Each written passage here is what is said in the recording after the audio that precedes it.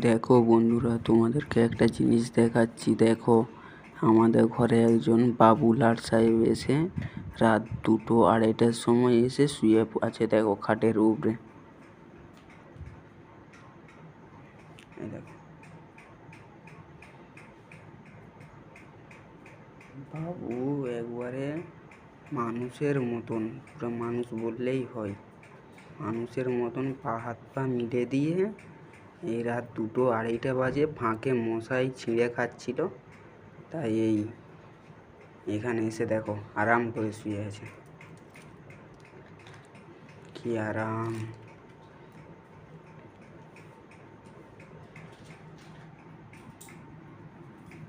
দেখো মুখটা কি কিউট লাগছে না ঘুমানোর সময়?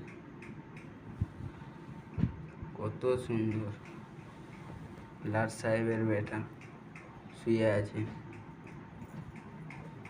দেখেছো পাগুলা? দেখেছো কেমন ছোট ছোট করে শুয়ে আছে, গুটু গুটু করে। ভালো মন্দ একটু খাওয়া দাওয়া আর শান্তিতে একটু ঘুম হলেই হবে। বাবুর আর কিছু দরকার নেই।